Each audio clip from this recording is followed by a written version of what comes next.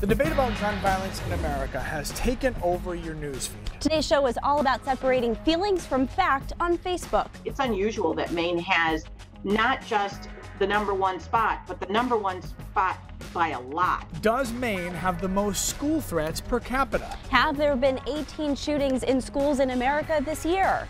And is President Trump responsible for rolling back important gun control laws? We will verify all of those questions. And a post on Facebook is getting national attention after saying one of these rubber wedges could stop an intruder. We'll explain.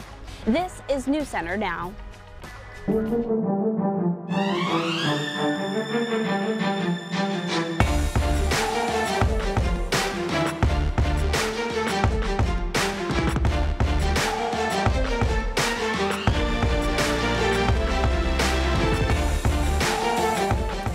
Hello everybody, welcome to Now. I'm Lee Goldberg. And I'm Lindsay Mills. We will answer all of those questions in just a moment. First, developing news in Washington.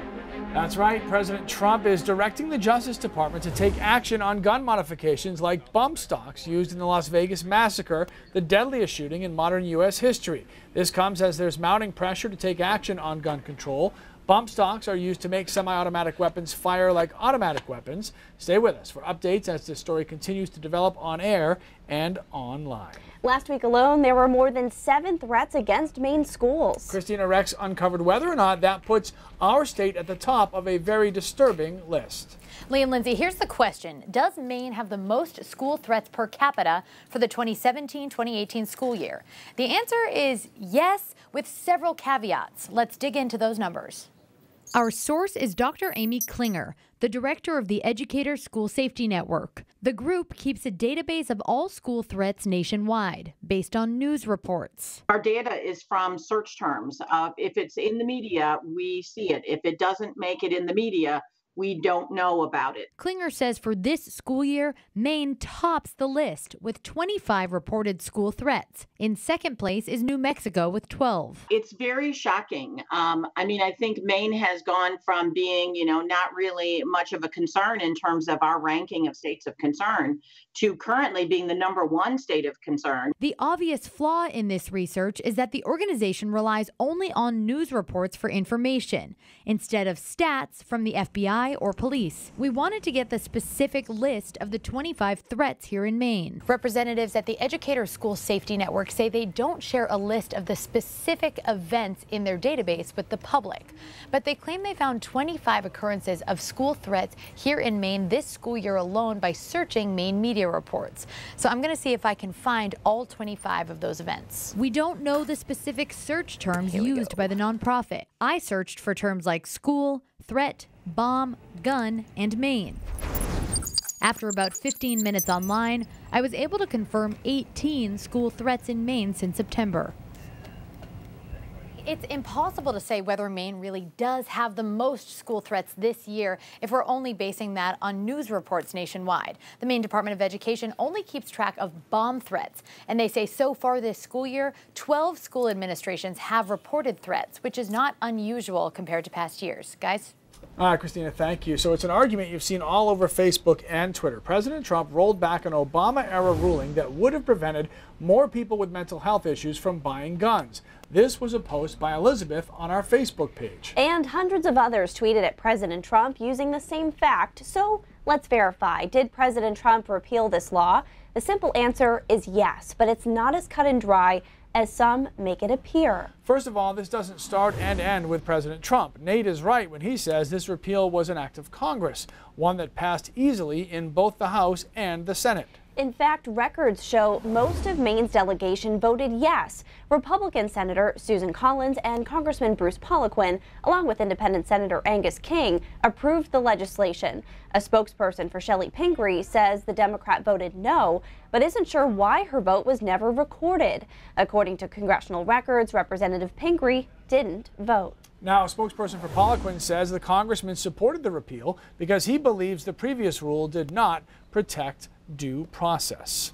Senator Collins and King sent out a joint statement saying this bill stigmatized those with mental illness and did not consider whether or not individuals were a danger to themselves or others. They are currently co-sponsors of a different plan to address gaps in the background check system. And there's another part of this that some may be misunderstanding. Even if this law had been in effect, it would not have stopped Parkland school shooter Nicholas Cruz from buying a gun. According to GovTrack, this law added a very specific group to the National Instant Criminal Background Check system: people with mental disabilities who receive Social Security benefits and are considered financially incompetent. And as Steve pointed out, many saw this law as discrimination and an attack on constitutional rights, including the ACLU and National Alliance on Mental Illness. Facebook post is getting a lot of national attention for what it claims in the wake of the Florida school shooting could have potentially slowed down an active shooter. Katie Cornelis of Southbury, Connecticut, says a security expert told her that a rubber door wedge placed on the inside of a classroom door could hinder a shooter. She says she gave one to each of her 2 nieces, and now that post has 1.3 million shares. But does this actually work? We put that theory to the test. So you can see like these doors push. Officer Al Justo is always on alert. It's always a concern. You never know. The police officer embedded at South Portland High School is a father as well. Especially as a police officer, yes. I worry all the time. And he knows the concerns of many parents in the wake of the Florida school shooting. Once you know about things, you worry a bit more. This Facebook post encouraging parents to give kids a rubber door wedge to shove under the door from the inside, an attempt to slow down an intruder from entering a classroom. But there's one significant flaw. So to have the egress. The state fire marshal says national fire codes require that doors open out into hallways. But it'd be interesting to see if it does work as something by reversing the situation out of curiosity. I go inside. We shove the wedge under the door to see if it stops me. That's not working too well. I just came right out. We try again. This time, Officer Justo uses some elbow grease. It just compressed it like that. So there are other safety measures, though. Doors that lock from the inside, protecting teachers from possibly going into harm's way. We're a new facility, so we're kind of better off than some older schools that don't have that. Federal agencies like the Department of Homeland Security recommend that schools get rid of any of the handles on these exterior doors. That way, somebody from the outside has to go through a single point of entry. Because now when people come in the morning, they funnel through. So, you see kids coming in. So you look at the behavior, what's going on this morning, say hello. I mean, that's the whole point, right? And you just be nice and then see if there's anything unusual, but they have to pass you. Obviously, a lot of people were praising this technique in the comments, but we can tell you now it does not work. Not all schools have those secure vestibules that we just showed you, but they are recommended by the Department of Homeland Security.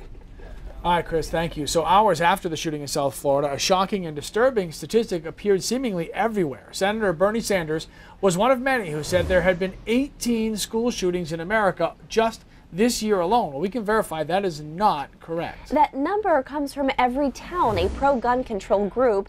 It would be more accurate to say there were 18 incidents involving guns on school grounds. 8 incidents involved gunfire with no injuries. 7 were intentional shootings with injury or death. 1 was an accident and 2 were suicide related. Senator Sanders ended up retracting his tweet. Okay, can an assault weapons ban stop mass shootings? That will be coming up next in Brain Drops. Our affiliate in Denver did a story on assault weapons and the ban that took place from 1994 to 2004. And they put out this chart. If we can take this full so we can take a look at it. When you look at it, it appears as though the assault weapon ban was a huge positive impact for the number of 10+ casualty shootings, so mass shootings, right? But here's an interesting caveat in all of this, and I'm always looking at the data and control. If you look at homicides roughly around that same period from 1991 to 2001, you'll notice it went down about 43%, the number there on the right-hand side of your screen. Now let's go back to the data and take a look at what happened with the assault weapon ban, and it's a very similar number. So your percentage went down 46%. But again, that's very similar to the general reduction in homicide via any kind of weapon. So right away that tells you that that's not a direct correlation. One thing we can say using numbers is that the number of 10+ casualty shootings is increasing. So you look at 2004 to 2014, you're up 185% from that period of time with the assault weapon ban. And if you project forward on our current pace right now, will be 328% higher than 1994 through 2004. So maybe it's not necessarily about what you're banning or not banning, but you could definitely be saying that we're increasing, unfortunately, the number of 10+ casualty shootings we're having by any kind of weapon. Those are not numbers that anybody can really be too happy about. No. So thank you, sir. All right, when we come back, we will have the full forecast because Warm-Up Wednesday is just ahead. And all my girlfriends were playing around in the hanky-panky in the hotels on Saturday night. With almost 100 years under her belt, she's got a lot of wisdom to share. Greatest stories from the greatest generation. All week long, we're featuring some of the greatest stories from the greatest generation. Tonight, we introduce you to 99-year-old Mary Lou Martindale. I'd be delighted to play the organ. Mary Lou Martindale will turn 100 in 10 months. It is not a day she has circled on her calendar. Am I excited about being 100? Yeah, but I don't think I'm going to last a lot longer. I don't want to last a lot longer. I'm not afraid of death. I'm looking forward to it. Born in Rangeley back in 1918, Mary Lou's father was the first dentist in the town. And my father had a secretary in his dental office, and her name was Toothaker. So I thought that was kind of cute. She wound up moving to Portland and attended Deering High School, where she was able to earn a full scholarship to the Eastman School of Music in Rochester, New York. The neighbors next behind me, they say, "What does she think? Who does she think she is? She's never been out of her own backyard, and she's going to New York," right out of Deering High. Mary Lou played clarinet for the Portland Symphony Orchestra and the Boston Pops. She also hosted a radio program called Maine Sweetheart of the Year, where people would call in requests, but not for her to play records. People would call in and like a particular popular song sung. So when people called your radio show, yeah, you're not playing records, you're singing. Oh, I'm singing. I mean, oh yeah. Oh yes, I'm singing and not playing records. This Mary Lou of all trades spent time as a Maine guide as well and lived in Jackman for many years, where she connected with her outdoors side. I've driven right along slowly with a moose. Moose kind of look sideways all the time at you. And I've put my hand right out and patted that moose and looked right at him. I said, "Don't you dare walk across the front." My husband had a Cadillac, and I step across my Cadillac. But music was always her first love and the passion she dedicated herself to. All my girlfriends were playing around in the hanky-panky in the hotels on Saturday night, and I was busy getting ready for an early morning rehearsal at some church, either playing the organ or singing or rehearsing with another organist. I mean, I was busy all the time. Mary Lou wanted to be a teacher, but people at the Eastman School told her she didn't score well enough in the aptitude test. Not taking that for an answer, she wound up leaving, got her master's degree, and taught public school for almost 4 decades in Maine, Rhode Island, and Massachusetts. And you know what? Later in life, she ran into the man who had told her no. I said, "I was told that I had no ability in teaching, and I want to let you know that I have finished 37.5 years of public school music and been very happy." Good for Well, you. he says, "Sometimes those aptitude tests aren't right, are they?" I said, "Obviously not." Tomorrow night on News Center Now, we'll meet Sister Ann Fitzpatrick. She grew up in Holton. She's been in the ministry for 5 decades. If you've missed any of our stories, you'll be able to see them all on our website or our mobile app. You're really covering the whole state with these greatest stories. Oh, yeah. Well, we've got a lot of great stories in our state. I like the reaction to my grandmother's 97, and I say, you decided to turn 98, and she said, what's the alternative? Right. You know, it's better than the alternative. It's true. All right, let's take a look outside. Kind of a gloomy day today, right? Relatively mild, but because of that warmer air over the snowpack, we got some really dense fog out there, and the dense fog advisory through the rest of tonight into early tomorrow morning for most of the state, with the exception of Aroostook County. And the reason for that is that it's snowing up there. Rain showers largely confined right now into the northern part of the state. But again, the rest of us aren't looking at a nice evening. It will be foggy and cloudy. Take a look at our temperatures: 42, 43, 46. Not bad, but watch what's going on just to our south down across Massachusetts. Blowtorch, it was 70 today in Boston, 64 in Springfield. You can see very clearly where that warm front is, and it's going to work its way through the state tonight and put us in this air by tomorrow afternoon. It's a one-day deal, as we've talked about for a while, but obviously the air has the potential as it's doing so right now. Hour by hour forecast with the little sleet across northern Maine. Most of us cloudy, foggy. I think even early tomorrow morning there will be fog along the coastline, so don't wake up and panic and think this isn't going to work out. Temperatures will still be in the mid and upper 40s. Once we get rid of that fog, we drive into the 60s. A few of us kiss 70 degrees by the afternoon as the front approaches at 4 o'clock, and then the front goes through, a couple of showers, wind direction change, and then we slowly start coming back to reality for Thursday. So much so that we may see a little bit of light snow over York County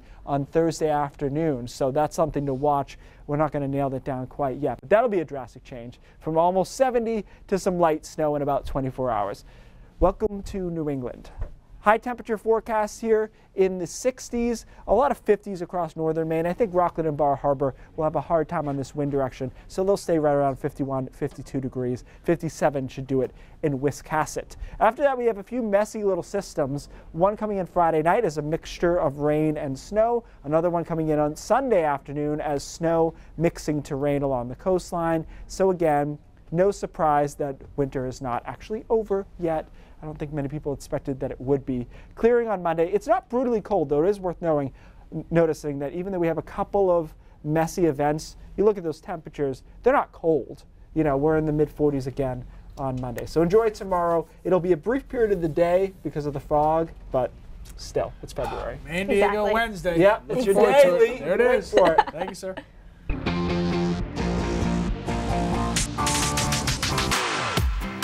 Anybody can create fake news these days, even as social media giants are trying to fight it. Yet a new online game lets you try your hand at creating fake stories. Now, it sounds counterintuitive, but it's designed to help you distinguish the fake from the legit. Bad News guides you through the process of creating a fake news empire, starting off with a fake Twitter account, graduating to a website or a blog. They give you options for spreading misinformation by tapping into people's emotions or polarizing a conversation, even personally attacking the other side and relying on bots to retweet your content thousands of times. Sound familiar? All the while, you're racking up thousands of followers, which is the end goal. Now, one of the game's creators told Mashable, when you want to beat misinformation, you can't block it. Instead, you should ridicule it. Lee and Lindsay. All right, Katie, thanks so much. Here's a look at what's coming up at 5:30. Governor LePage says a Maine Supreme Court justice is not keeping his promises. Don Kerrigan will explain what this means for businesses in Augusta. And I was going to try to kill a lot of people and then kill myself. A harrowing account and a message of acceptance from someone who says he was almost a school shooter. Those stories and more coming up at 5:30. Now, we'll be right back.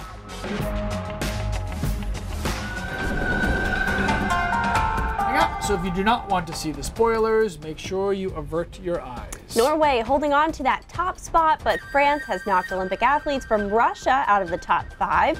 And the United States, trailing by 1 medal, is still in 6th place. Team USA got a boost on the board from the Shib Sibs last night. We talked about them last night, and are we witnessing the beginning of another miracle on ice? Paul Gerke's been handcuffed to South Korea now for a couple of weeks. Is it too early for that kind of talk? Another miracle on ice, Paul? Yeah, it's a little early, guys. It's a little early, but I like it. That's what these Olympics need, just a little injection, you know? Just something exciting, something to be stoked about. Because we knew going in, this was going to be the first Winter Olympics without NHL talent for the first time since 1994. So the tournament was going to be a bit of a crapshoot anyway, and the Americans are still in it. And right now, that's the only price of admission. Meanwhile, price of admission pretty high at the Ice Center to watch the Shib Sibs get back to the podium as the Americans double dip in bronze.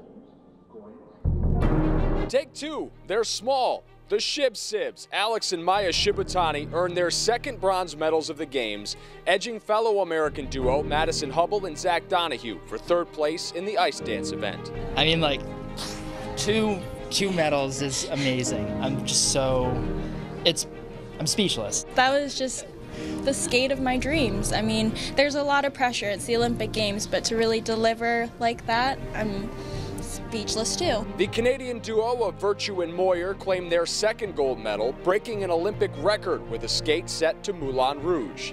Voulez-vous célébrer avec moi? That's what Britta Sigourney is asking. She's celebrating a surprise podium finish, earning bronze in the skiing halfpipe. I'm on top of the world right now. It's such an amazing day. And the men's hockey team is moving on to the quarterfinals. 2 goals from rising star Ryan Donato helped the Americans stymie Slovakia 5-1. Those young guys are playing with a ton of poise on this big stage, and you know, when we're doing that, when we're rolling 4 lines, we're at our best. Next up for the men, a very tough task on short turnaround. They play the Czech Republic in just a couple hours here in South Korea. Still just 3 wins away from an unlikely gold medal. Also on tap in prime time tonight, more figure skating. The ladies' short program coming your way. Plus, Lindsey Vonn skis the downhill. Keep an eye on her tonight, guys. Looking for redemption after falling just short of the podium last week. Paul, 4 days to go till this thing is over. Thank you so much for all your time. We appreciate all that hard work. All right, we are going to get out of here right now. News Center at 5:30 begins right now.